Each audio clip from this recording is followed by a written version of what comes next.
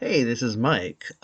We spoke so much last week about Captain N the Gamemaster that we did another episode. So join us now for the continuation of Captain N the Gamemaster. As evidenced by the fact that the machine fucks up and Donkey Kong immediately just tries to destroy them because he doesn't get his bananas. But Yes, anyway, it's fucked up by a monkey with a Bart Simpson haircut who could be interpreted as the first version of Diddy Kong. yeah, that Kong has no style. He has no grace, but he also Yeah. has a funny face.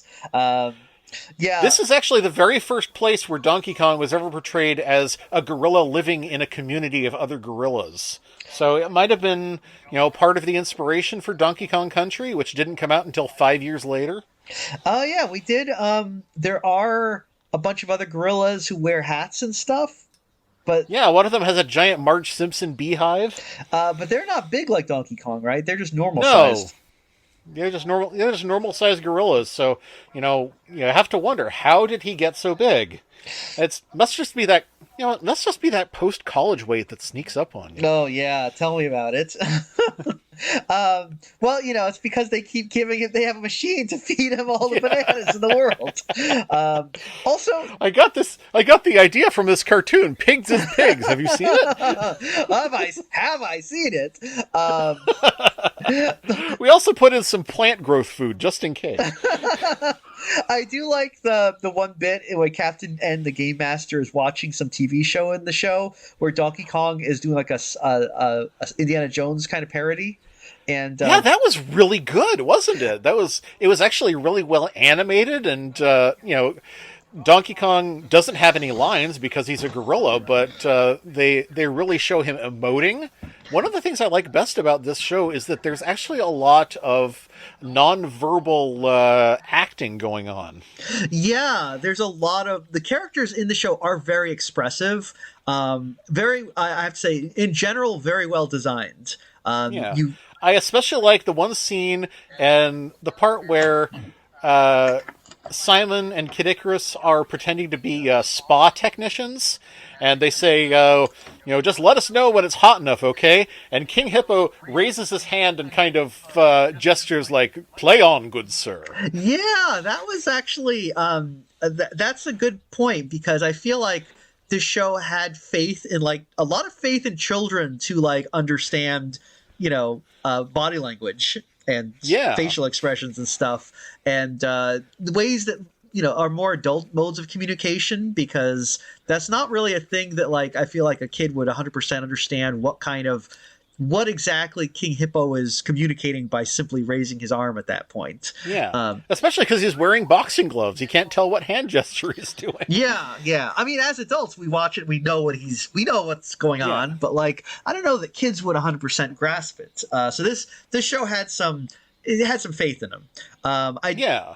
I do think it's funny that in that Indiana Jones parody, like because Donkey Kong is a gorilla, he is at one point he finds a giant banana which rolls after him like a boulder, and Yeah. it's like okay, this is funny, I get it. It's kind of like funny though. They're like, okay, we picked the one fruit that does not roll, so the banana kind of like it kind of just somersaults after him.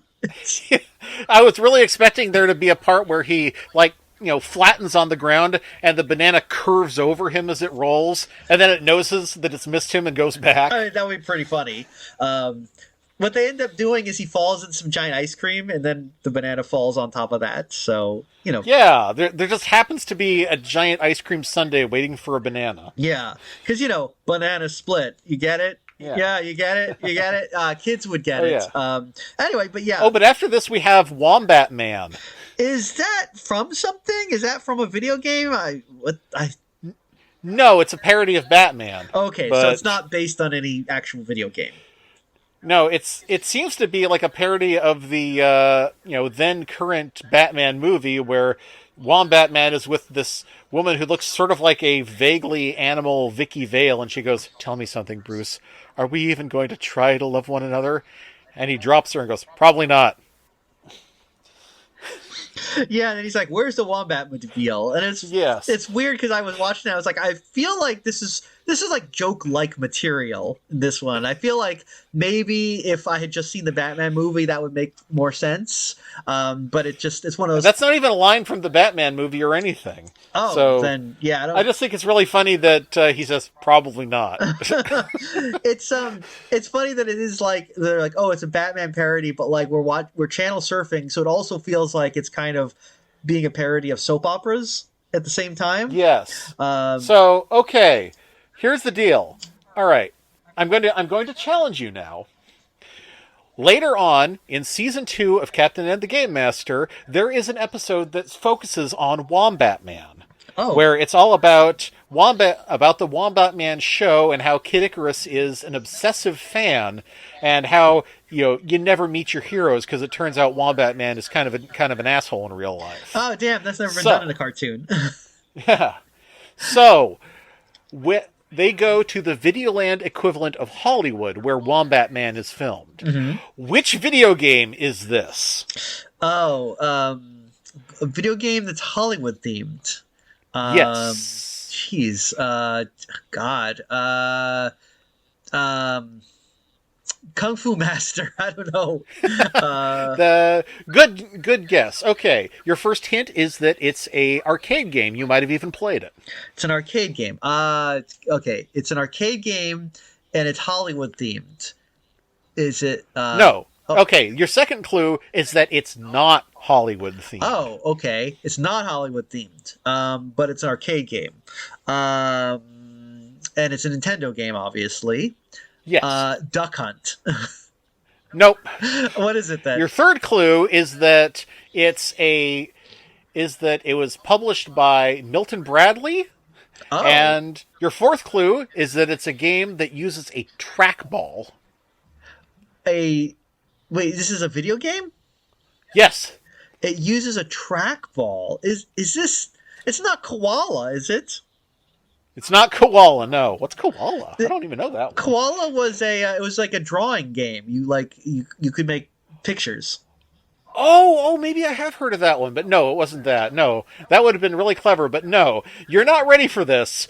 The Videoland equivalent of Hollywood is Marble Madness. What? Marble Madness! I've heard of it. Okay. Well, what? How would it even work? I feel like they were like, okay, we got the deal from Milton Bradley. We got to squeeze Marble Madness in somewhere. Yeah, okay. Like, did they just have like marbles flying around? What?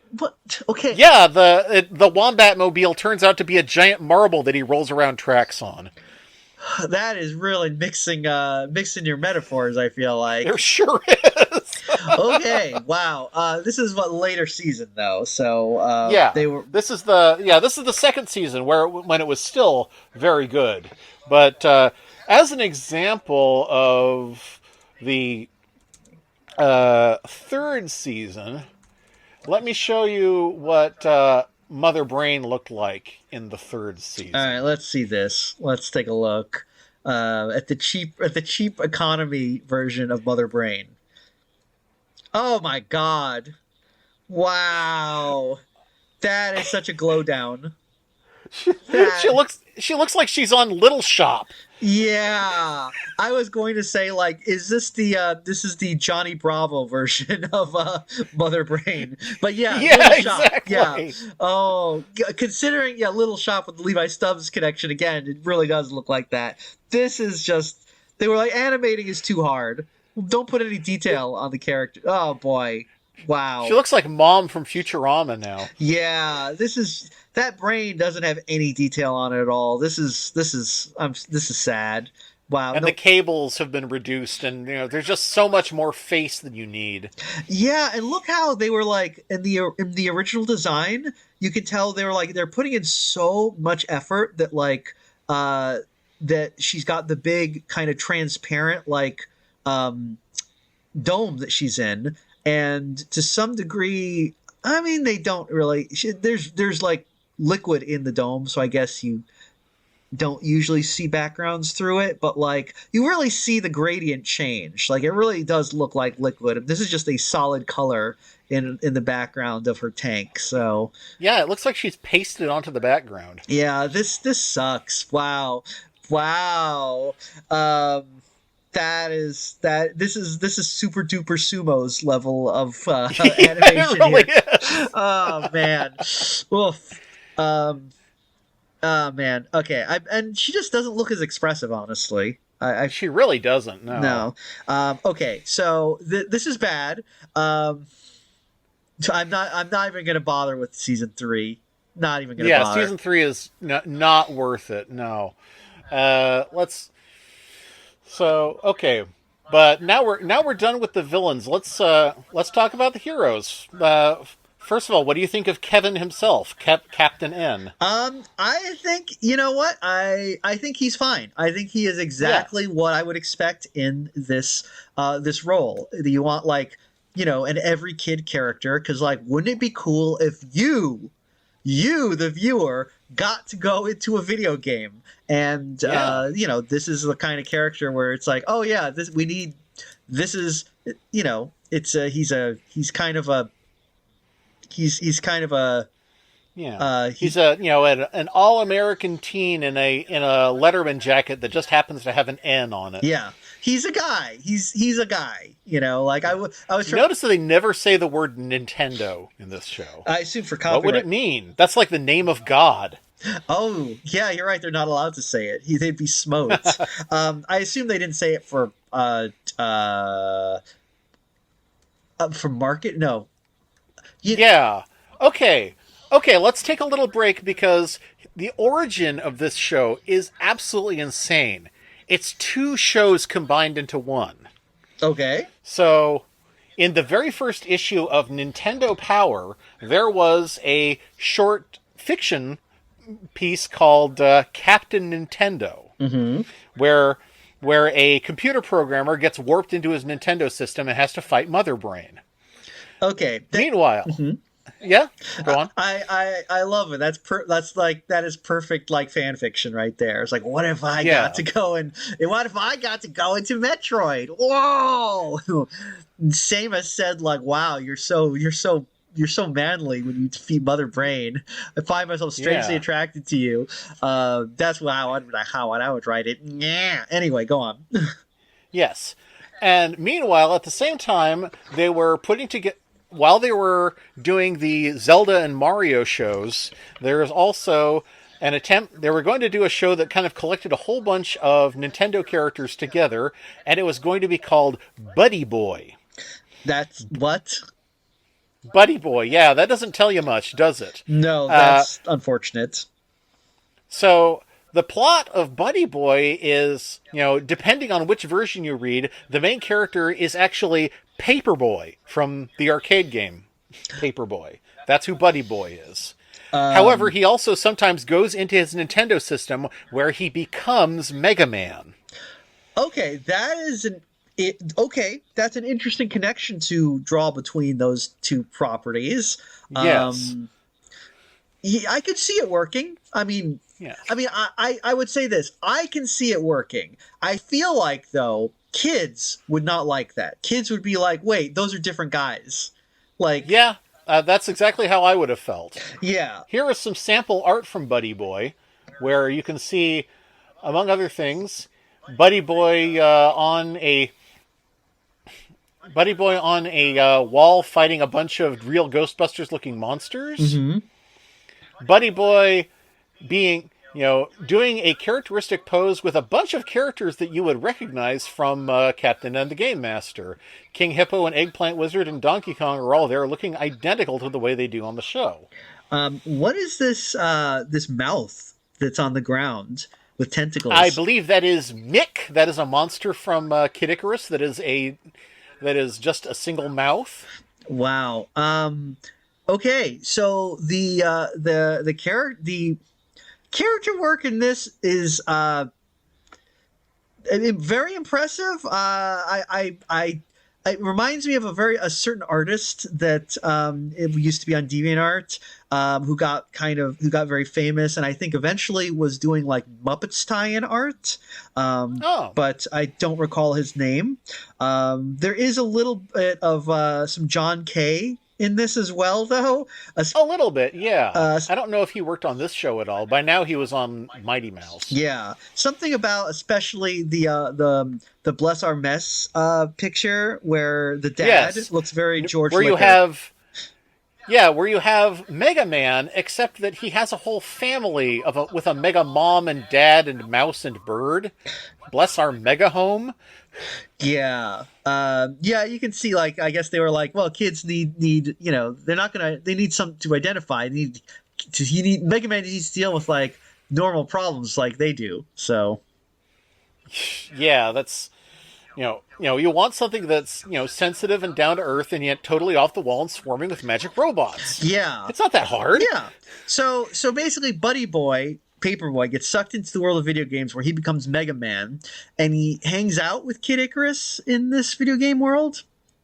Yeah. Notice that there's this last picture is Buddy Boy sitting saying his prayers while Kid Icarus yells at him to come with him, and there seems to be like an elevator in his closet. I guess that leads to the video game world, maybe? Yeah, and you can see I guess that's his parents in the other room. Doing Quick Henry the Flit. Yeah, like his dad's got like an old-timey like pesticide gun, and his mom's got a fly swatter. And I have to say, this picture it has some fascinating implications here. It really does. They're seeing an actual angel, and as their child is praying, and their first thought is, kill it! Yeah, which really like imply. Well, it's also especially like I feel like the kid is like, the angel is like, there's an elevator in your closet. We're gonna go down. I feel like this elevator goes down. You know what I'm saying? Me too. I thought that too. So yeah, I feel like there's but yeah, the idea that Buddy Boy being like a religious kid visited by an angel who is taking him to another world, and his parents are like, no, and it's like, well, what do his parents know here? What do they know about the truth of their faith? So yeah, this really feels like it would be a much darker show than I think it was intended. Man, now I'm kind of now. I mean, I feel like Buddy Boy would not do well just because kids would get real mad about this weird Mega Man Paperboy thing. Where you just mushing them all into one continuity doesn't work. I think what they did with Captain N is wise, where you put them all in their own respective worlds, but they're all allied. Yeah. Like, I feel like that is something like I could swallow that easily as a child, but like, but also kind of weird. They're like, we got to get Paperboy in there. Do you? Really? There is a Paperboy episode of Captain N, but he's not a main character. Yeah, I don't think kids would be that excited about Paperboy. I don't think anyone would ever be that excited about Paperboy. But I mean, I can name a game that plays almost exactly like Paperboy that kids would be much more excited for. Spy Hunter. I mean, yeah.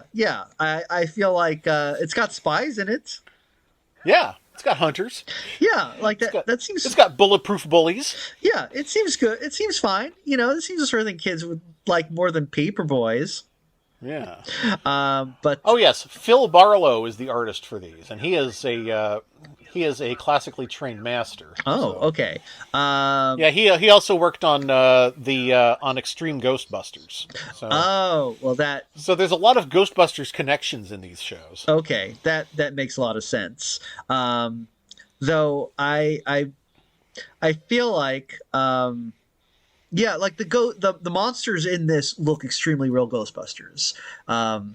Like when Simon Bell, especially like just when we see Dracula in this. Oh yes. Oh, I forgot. Yes, I did one of these for Dracula too.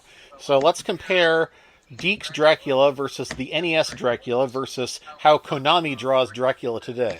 All right. So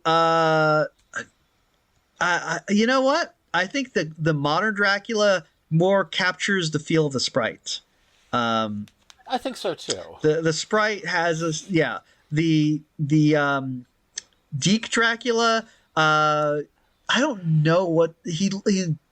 Why is he wearing all school bus yellow? Yeah. He looks. Whenever we see him, he looks very, very Severus Snapey. Yeah, right. Yeah, Um, he's he's got this super severe expression all the time, which is really funny, actually. yeah, it's so I'm not. It's but he's recognizable as a Dracula, so that's fine.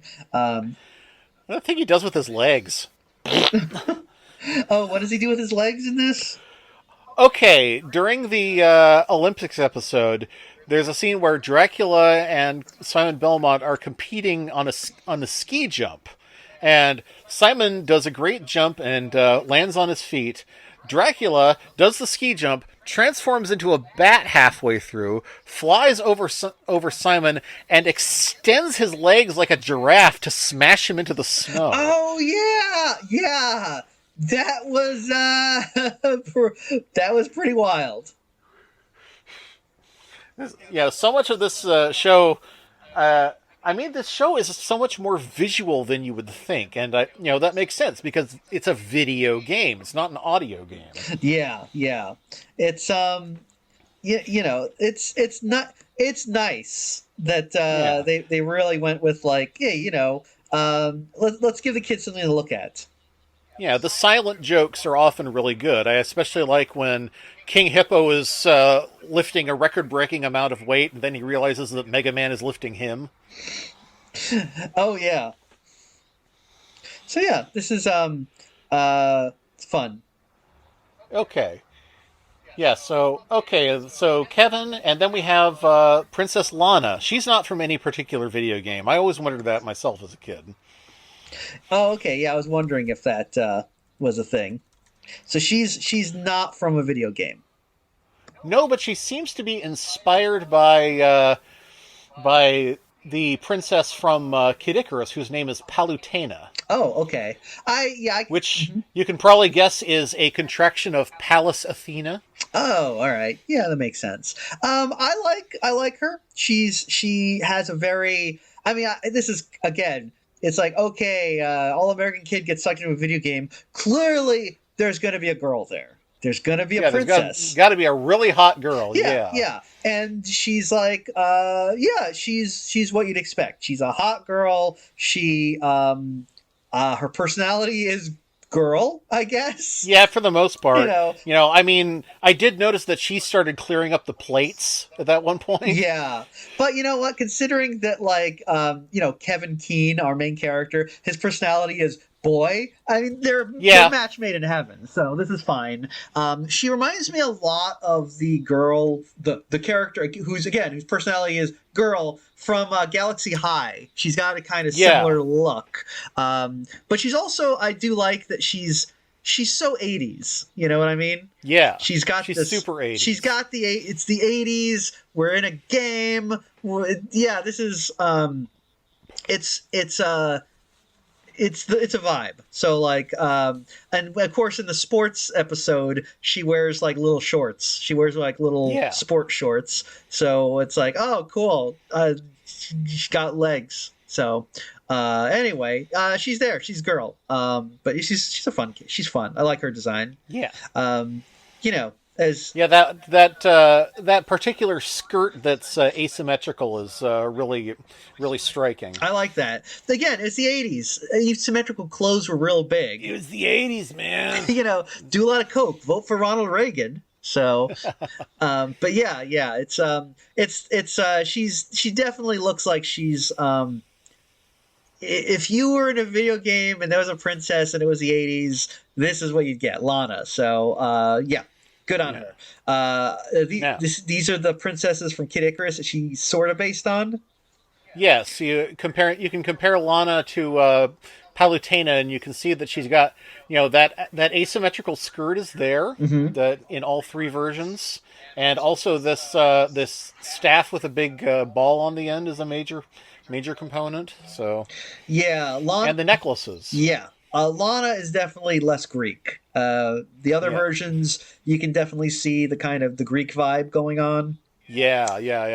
Lana is just like kind of I don't know how you would describe her other than 80s cartoon princess, you know? Yeah, absolutely. Um, She's like a real princess, as if they had an episode of Beverly Hills Teens with a real princess on it. Yeah, exactly. So I am pro Lana. I stand Lana. She's good. Yeah. Um, but So here's Kid Icarus, and he's one of the biggest differences because his name is not supposed to be Kid Icarus. he's named Pitt, isn't he? Yes, Pit, which is either derived from Cupid or from Puto Huh. Um, I mean, or Putty. he looks like a, you know, Yeah, looks like a little cheruby guy with big wings and he doesn't look too different from his sprite actually, but clearly Nintendo wanted him to be a little more impressive than that, so he got a real glow up in the most recent game too. yeah, he looks a lot more he's a lot more fuckable in the new one, I Yeah, guess. I do like that the Captain N version kind of gave him pointy ears, so he's got a little more of he feels a little like we're going for kind of a Link look. Um, yeah. yeah, He has more of an elfin vibe. yeah. Like I said, Mario never appears on this show, but Link does. There is an episode in the second season that is kind of retracing the second Legend of Zelda game. So He's got like um, he is wearing cartoon gloves, which is yeah, odd. he also seems to have I don't does either of the other ones wear gloves? No, they're both barehanded. But I guess if you're an archer, you probably want to wear gloves just to reduce the strain on your fingers. Yeah, that makes sense. However, a lot of people are not a big fan of the way Kid Icarus speaks in this kind of fake Greek by sticking ius and icus at the end of everything. Oh yeah, I'm not a fan. Now, this is something interesting I learned from our, friend of the pod, Steph Cherrywell, who pointed out that that's something you almost never see in American stuff, but it's all over the place in Japanese stuff. Tons of characters where their major personality trait is that they, have a specific suffix that they add to random words. Oh, why? Is that like a just? Yeah, because it's kind of hard to give somebody an accent in Japanese. So giving them a sort of vocal tick seems to take the place. Oh, do they? Do they not have accents in Japan, or? I don't know. I mean, they're hard to render in writing because of the characters. Oh, okay. Huh. Oh, yeah. I guess that makes sense. Yeah. Yeah. To use a Nintendo example, in one of the Zelda games, there's a plot point where you actually steal somebody's hotel room because they have the same name as you, but they add Goro to the end of all their sentences. So they say, "My name is Link Goro. I'm here for my room, Goro." It's like, "Oh, we don't have a Link Goro here." Oh. Wait. What's Goro mean? He's a Goron, which is a kind of creature from the Zelda series, the rock guys. Oh, so okay. So he just sticks it on the ends of all of his words, and later you see him trying to sleep in the alley, and he goes, "The air is damp, Goro. Oh. Tomorrow is rain, Goro. Goro, Goro." Jeez, poor guy. Now I feel bad. Yeah. Well, okay. Well, people also seem to have a big problem with the Captain N version of Mega Man. They really don't like that he's green. oh, I think, yeah. I mean, I guess. I don't particularly care about Mega Man one way or the other. I can see looking at the sprite and looking at the modern ones, like, and looking at the Captain N version, why people would not be too down with the Captain N version. Yeah. I think part of it when I was listening, like the whole time when I was watching this, I couldn't get over the fact that his voice sounds exactly like one of the children in Dot and the Whale. Uh, Really? yeah, which there's just some random kid that Dot meets and he talks like that, which He kind of, talks like this. yeah, He talks exactly. like Doug Parker doing the pterosaur voice. Yeah, that was the thing. Is like I spent such a long time thinking, like, what is that voice? I've heard it. Like, is that Sluggo? And I was like, no, Sluggo is not a cartoon character. Sluggo has no voice. Who could it be? But I kept thinking Sluggo, and then I realized, oh, it's a Sluggo-like child from Dot and the Whale who talked like that. Oh, And okay. the fact also looking at his character design compared to the new Mega Man, he really Yeah. does just look like a child wearing pajamas. He does not look like a little Yeah. robot man. So this is probably the first character design that I've seen that we've gone through that I feel is a little weak. You know, uh, A little bit, yeah. like I look at him and I feel like I'm watching one of those Chuck Jones Daydreamer cartoons instead of Mega Man. One thing that's interesting is that they recognize that Mega Man does not use a gun, which is, unlike the first two Mega Man games show him holding a gun in his hand, but Mega Man, as you can see, he uses he turns his hand into a cannon instead. Mm, mm. So the Captain N version of Mega Man, you can actually see in this picture that he has a little shooter on his wrist, so he can fire it like if Wolverine could fire bullets out of his claws. Oh, okay. Yeah, I mean he's fine. Also, I don't. Mega Man doesn't really do that much in the show. He's just a sidekick, so I don't really, Yeah, you know. if you put them together in the 5-man band thing, you have Kevin as leader, you have Simon as the lancer, and Mega Man, ironically, is the big guy. He's the tough guy. You always see him lifting huge amounts of weight and stuff. Much more so than you see him shooting anything. Yeah, he's just as Mega Man's go. He's not the best. Yes, and just as another comparison, you know, Mega Man to show you Mega Man today is a pretty challenging ordeal because there have been more Mega Men than any other of these guys. Are these? All of these guys in this picture are Mega Man. Um, I mean, I recognize the one with the little guy, the little blue Yeah. one. That looks like a Mega Man. The rest, yeah, Yes. all right, yeah, Mega Man The ish.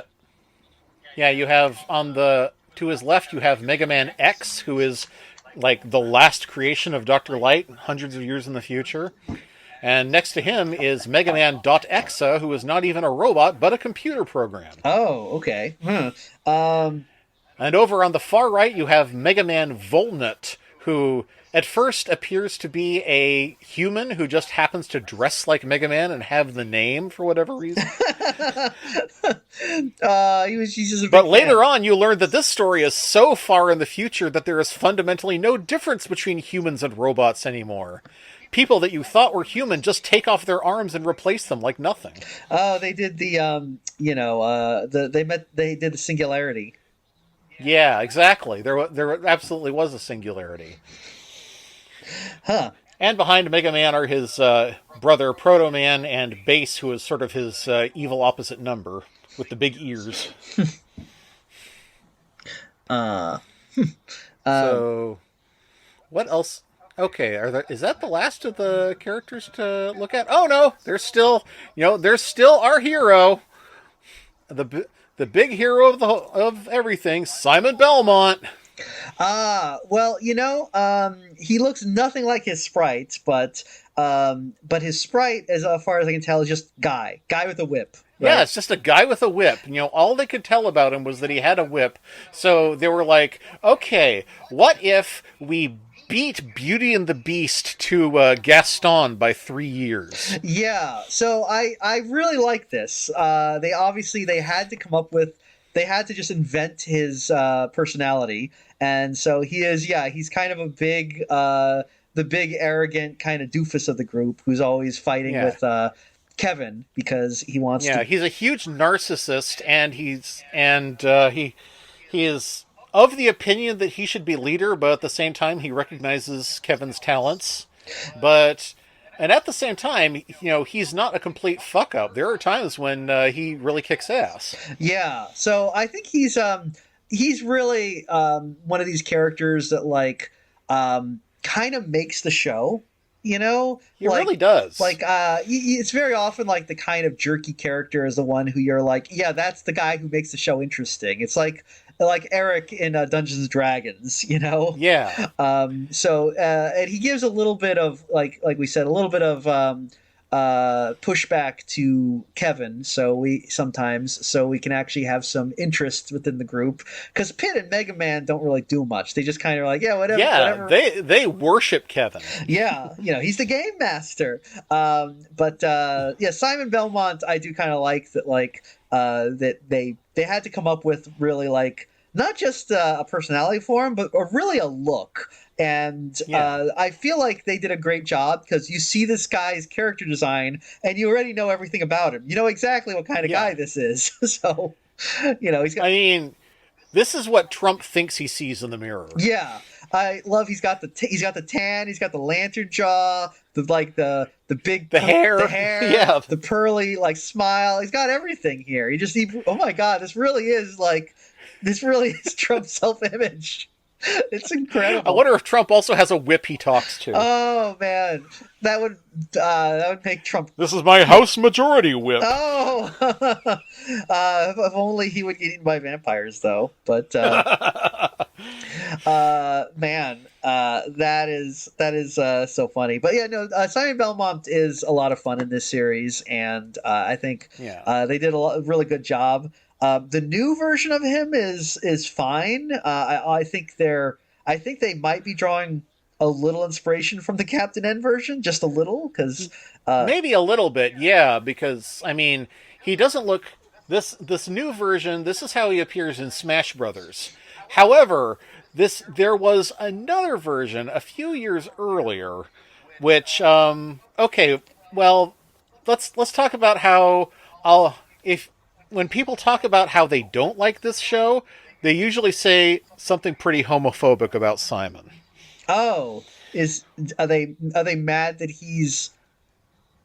that he You seems know, gay, or? a lot of people just can't tell the difference between a man who's confident in his looks and gay, honestly.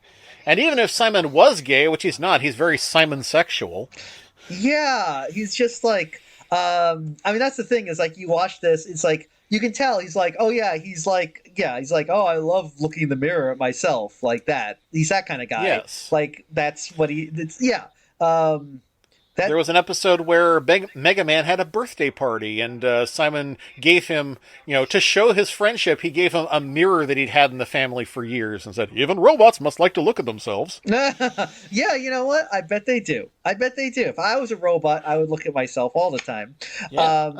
The new Belmont. Now, here's the thing about Simon Belmont, right? Like, he Yes. fights Dracula, right? Right. Okay. Now, I don't know much about Castlevania. I assumed it kind of took place in kind of a Victorian type milieu. There's Actually, that's kind of the interesting thing about Castlevania is that Simon himself is not always the main character. It takes place in varying centuries, and Dracula's castle keeps coming back every 100 years. okay. So somebody who's part of the Belmont family has to take him on again. Oh. The next Hmm. in Castlevania 3, it was Simon's ancestor Trevor Belmont, Okay. and so on. So this guy that I'm looking at right now, this is Simon Belmont, though. That is Simon, yes. Does he have a particular century that he is canonically from, or does it? The 1600s? Oh, okay. So he's from the 1600s. Okay, so he's actually way earlier than I thought. He's dressed kind of like a barbarian from the Frozen North, so I'm Yeah, really he not is. sure what he's going for here. The Simon Belmont from Captain N the Gamemaster has a kind of Victorian gentleman look to his outfit, though I think he's really just supposed to be like a gentleman adventurer type of. Yeah, he kind of looks like he's ready to climb mountains. Yeah, yeah. He got very big Lord Flashheart type vibes going on here, but it all works. Like everything works because everything here from the voice, the character, the clothing, it all informs you. This is what this character is. Yeah. So I Okay. like that. I think Yeah, that's so if that is a good character design that tells you what he's all about. So here is another character design for Simon Belmont from a 2008 game. Now tell me, what does this tell you about Simon Belmont? okay. Um, okay. Simon Shimon Belmondo. Simon Belmondo. I think it's very obvious he tops from the bottom. Yeah, I mean, I feel like it feels like Muppet Family Christmas here. Oh, you think I'm a gay Simon Belmont? Then look at this. Yeah, it's like okay. It's like Simon Belmondo at the Folsom Street Fair. I think I'm not really. For real. It's really okay. Simon Belmont, piss pig. Yeah, I mean, I gotta say that like no shade. I mean, if you're into kind of like I guess he's kind of twinky here. I mean, he's not like he's very ripped, so he's more of a twunk, I think. But Yeah, he looks like he looks like you gave muscle growth serum to Edward Scissorhands. yeah, that's a good way to do it. He's still got the baby face with the the little prince hair and but like he's wearing like this weird kind of Cenobite gimp outfit, except that it covers nothing. Yeah, what is this outfit? There's like how many? It's like if Pinhead came to you, but he was wearing like bicycle shorts. you know, it's a look. Can he even bend his legs with those bracers between his belts and his thighs? Yeah, that's a good point there. He's wearing these kind of almost like what are these like iron garters or something? He looks like if he clicks his heels, he's gonna scissor his dick off with those things. Yeah. Oh my god. Also, I like how his boots appear to be made of a series of hinges.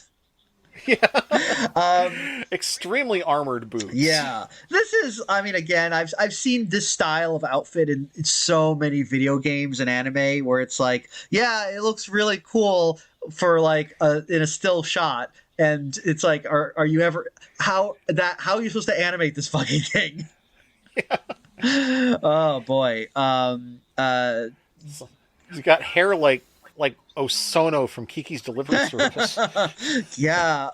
So I don't I prefer the character design from Captain N. I think.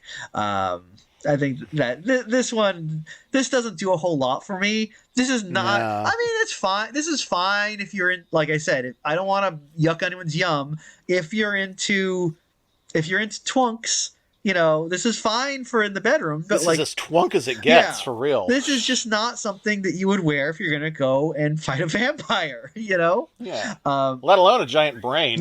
yeah, exactly. Like I mean, I just what material is this made out of? It's so many rivets Is in it not leather? It's. I mean, if it's the 1600s, it wouldn't be vinyl. I like how so he's got okay. So parts of it appear to be armor, right? Like he's got these shoulder pads that look like they're made out of armor, and he's got this vest. It's like a little vest that appears to be armor, but it's got these like a straitjacket type straps on it that don't really do anything. They've got buckles, but like kind of ones that don't serve any purpose, like the buckles on a pilgrim hat. Boy, there's a lot of choices happening here. But it was a very strange era. I mean, it's 2008. This was the Wii era, and people were, there was a big battle for video game souls to whether or not it was going to be big tent or just for the hardcore fans who had been there all along. And I don't think this is, I think they were trying to go for the hardcore fans, but I think the hardcore fans looked at this and were like, "What the hell is this?"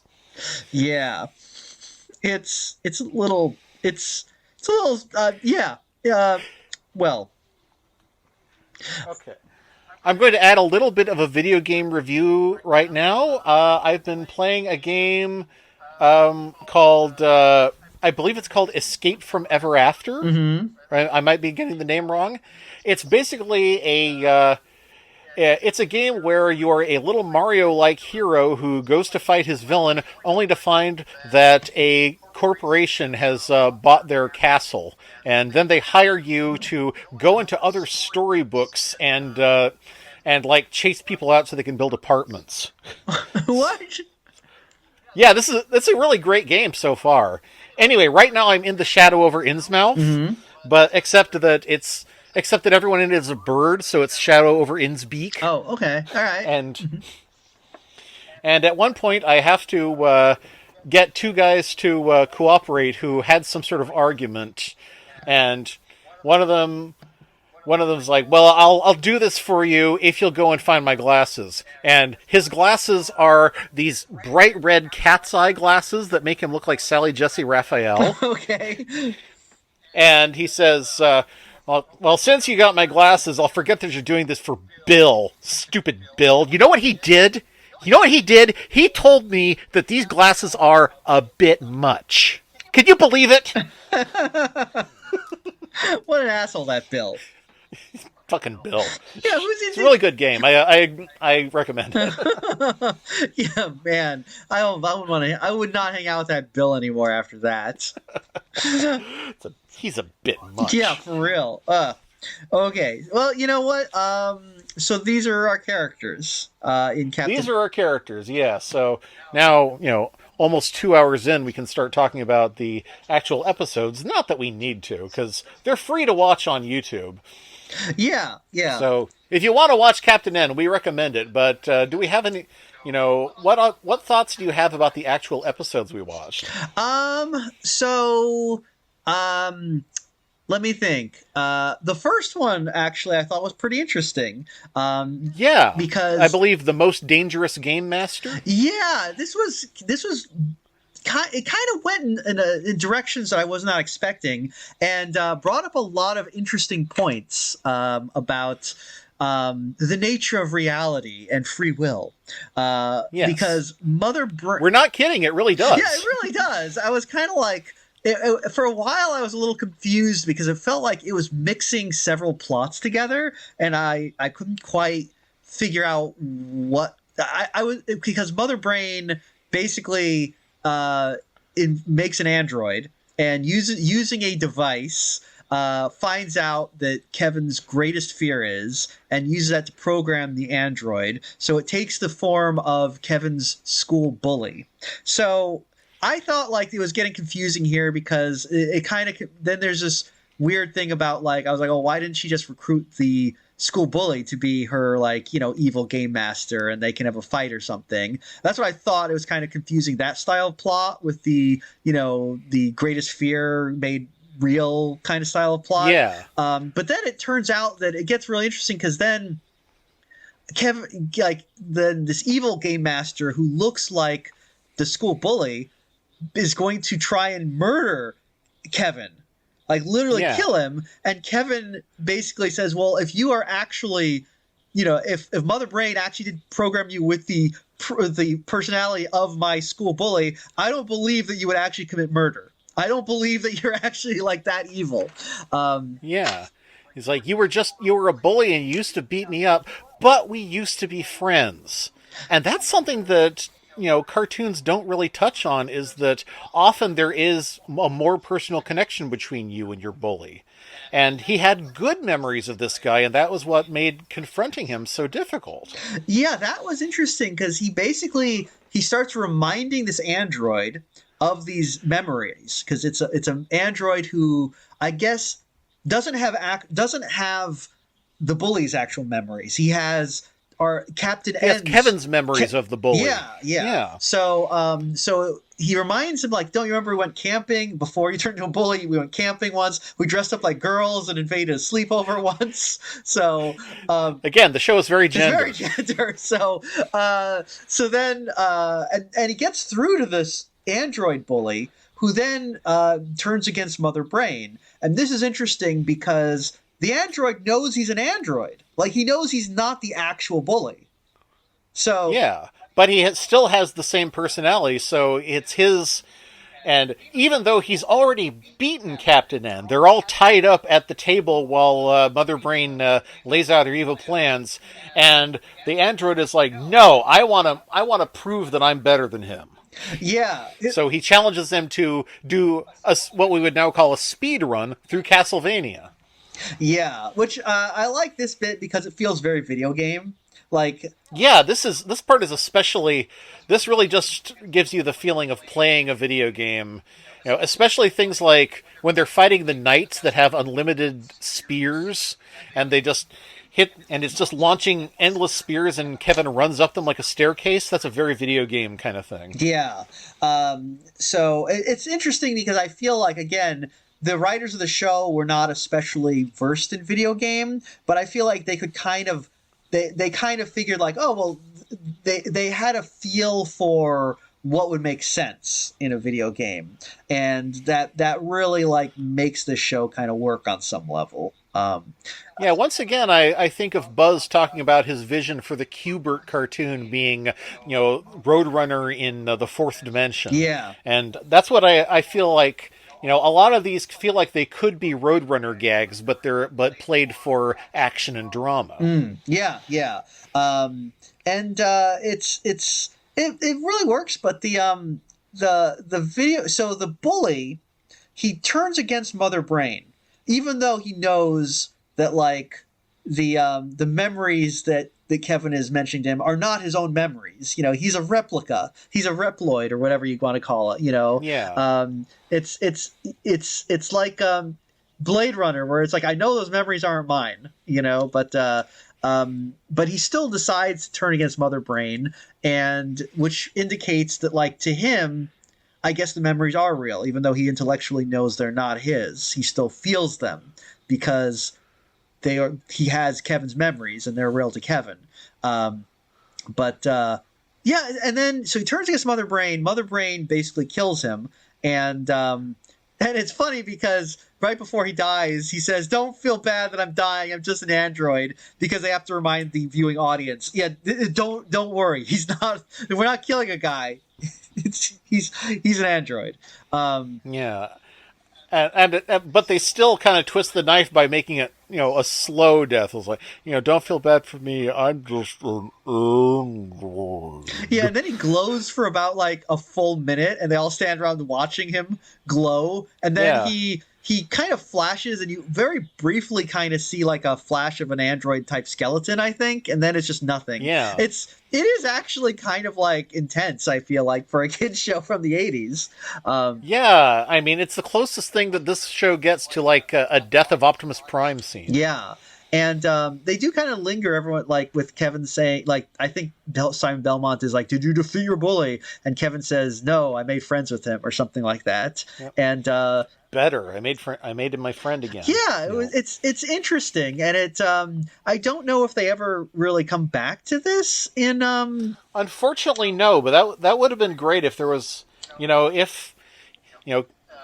I said, the third season was just such a whiz down your leg moment that there was no big, there was never any big conclusion to Captain N. But I feel that bringing back Mike Vincent, the name of the bully, bringing him back as a real threat is like, what are you going to do? Use your laser gun on me? You're going to be a murderer, Kevin? Yeah, I mean, I think it would be very interesting, especially like if Mother Brain brought him back as like, I'm going to bring him in as my game master, like the actual guy. It's like, how is this going to play out now that Kevin has had this experience reconnecting with the bully, but like Mike hasn't had that experience. So like, how is this going to affect their relationship? Or even if they don't bring him back as Mother Brain's thing, just how is this going to affect his relationship with Mike when he returns to the real world, assuming that Mike the Captain N does that. I don't think he does return to the real world between adventures. He just hangs out in video game land, if I remember Yeah, right. he yes, he can't actually return to the real world.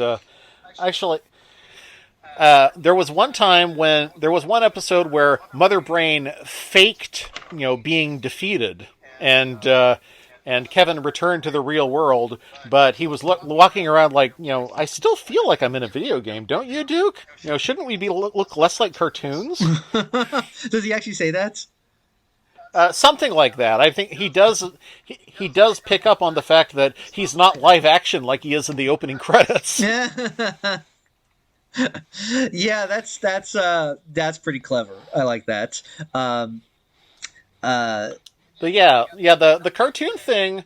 You may have noticed that this show is very similar, both in theme and design, to Kid Video. yeah, I was actually thinking that. Hey everyone, this is Mike, just letting you know that we ended up talking so much about Captain N the Gamemaster that we're going to continue this in another episode. So join us next week for some more Captain N the Gamemaster.